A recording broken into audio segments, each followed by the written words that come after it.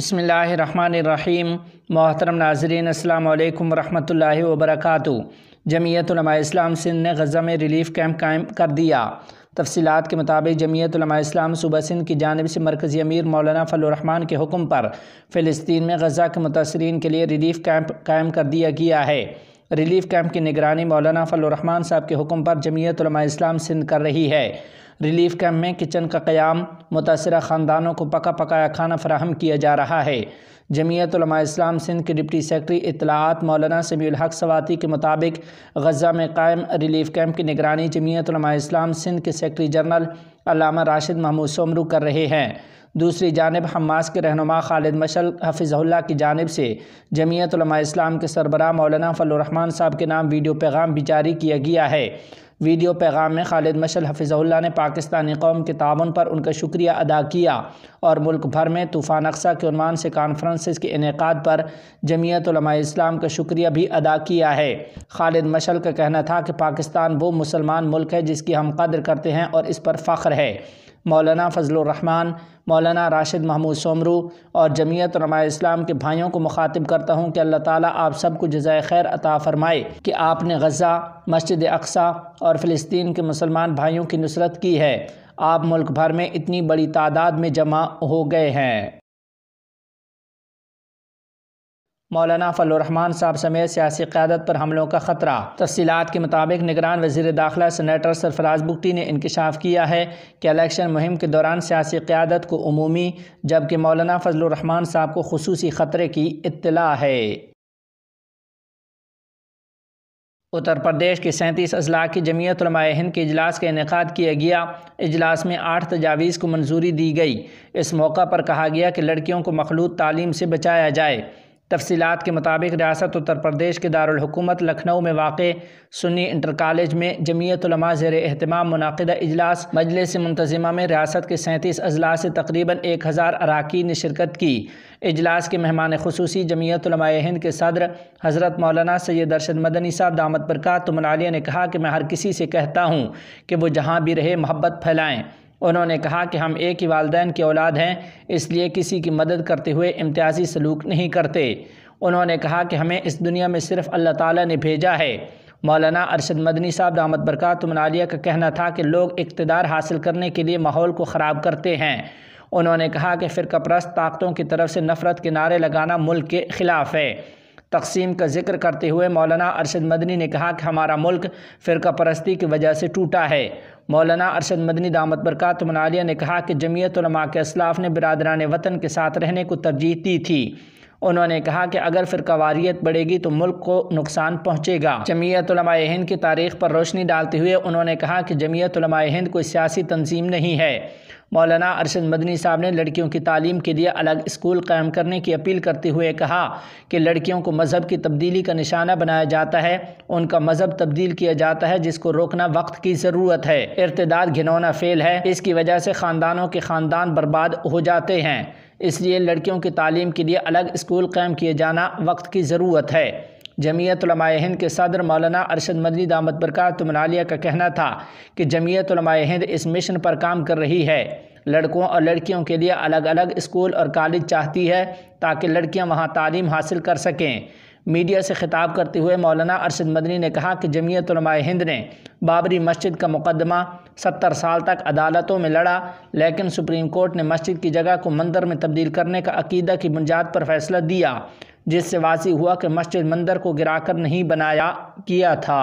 ایودھیا کے اندر ہم تو خوش ہیں یار، ہم تو یہ سمجھتے ہیں کہ ہم 50 سال سے لڑ رہے تھے کیس ایودھیا کا۔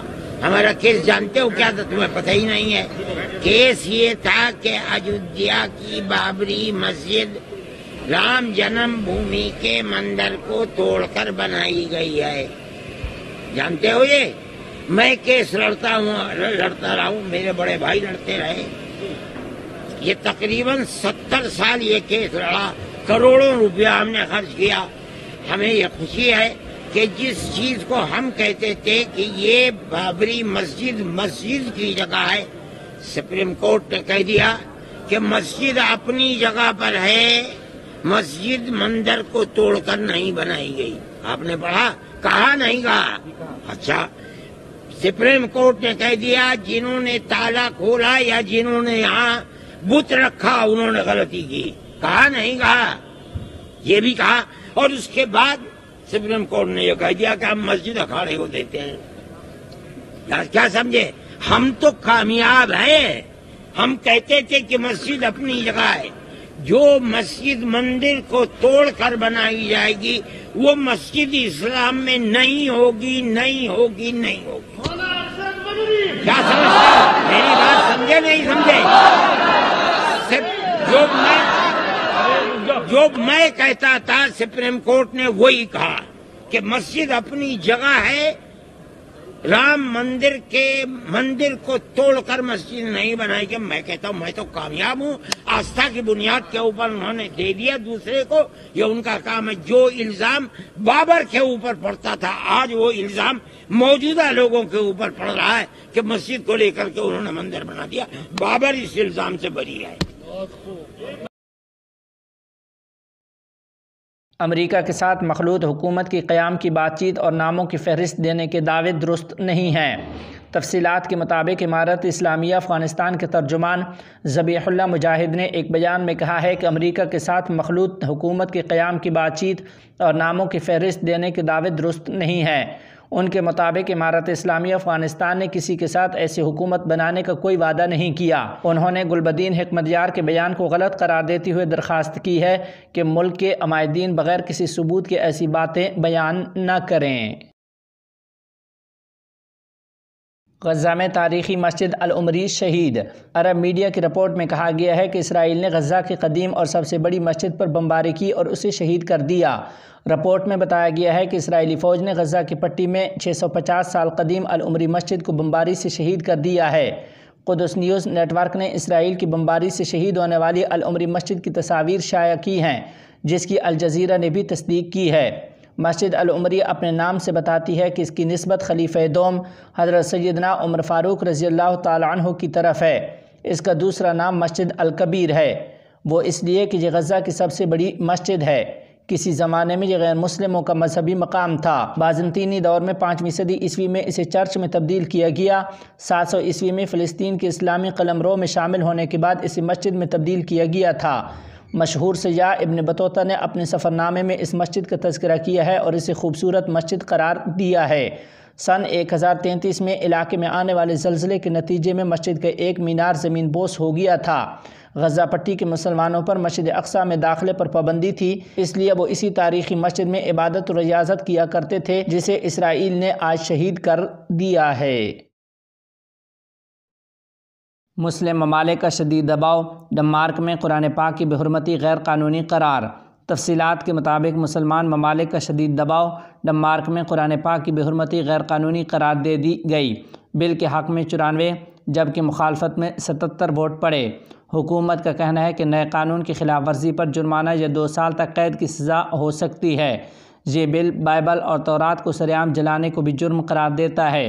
ख़याल रहे कि डेनमार्क और स्वीडन में पिछले कई माह में कुरान पाक की बेहुरमती के मुतअद्दिद वाक़यात हुए थे, जिसके बाद मुसलमान ममालिक ने ऐसी मज़मूम हरकतों पर पाबंदी का मुतालबा किया था।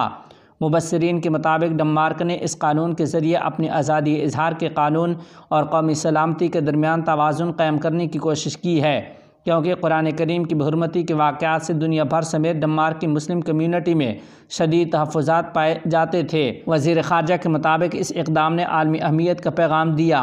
वज़ीर इंसाफ ने वाज़ेह किया कि इस कानून का मतलूबा मकाम मौजूदा ज़वाबित के अंदर था, जो पहले ही गैर मुल्की झंडों की बेहुरमती पर पाबंदी लगाते हैं।